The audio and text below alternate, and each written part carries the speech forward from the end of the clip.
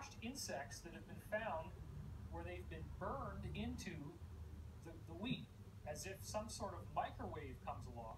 Microwave radiation has been detected on these.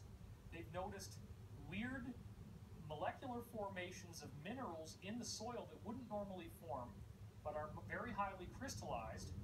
There's been about 80 different examples of people seeing some kind of spontaneous formation of a crop circle where they're just standing there and the wheat just falls down. A lot of people have heard a cricket-like noise, this very fast chirping, and you literally see the whole thing fall down in front of you in a matter of seconds.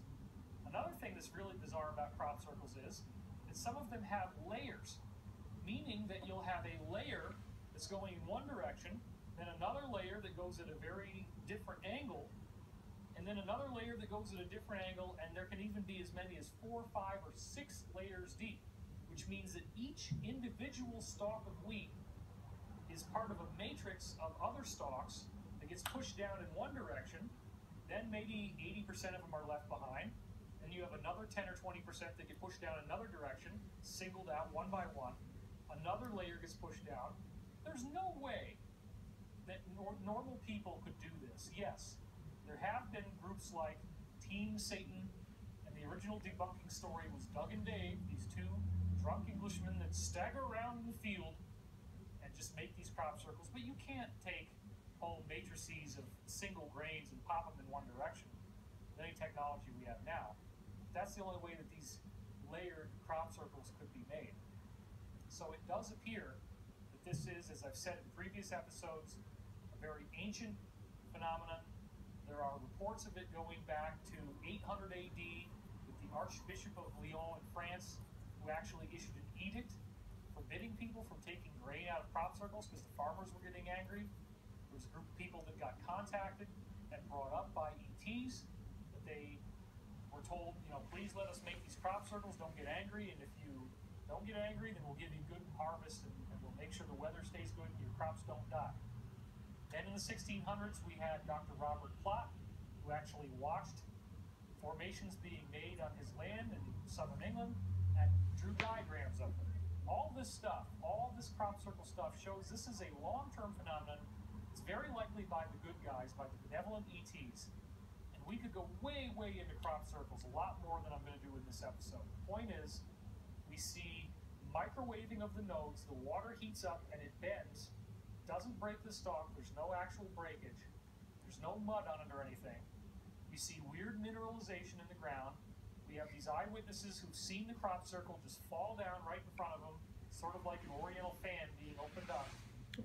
And we're seeing these incredible geometric diagrams, which, as far as I'm concerned, hardly anybody has really deciphered the crop circles. I've seen some scholars try, but what I've been noticing over the years is, and I started to pay attention to crop circles all the way back in 96, 97, it was mind-blowing to watch how they were giving you these diagrams of sacred geometry. They're trying to tell you, pay attention to sacred geometry, it's really, really important that you study this. So here again is this octahedral fractal that is actually a diagram of the formation of the universe. And here's that same image taken by Lucy Pringle from a side angle. So you can see, what are those double lines? Those are tractor lines. The tractors have to drive along in order to irrigate the crops, in order to seed them when they first get planted.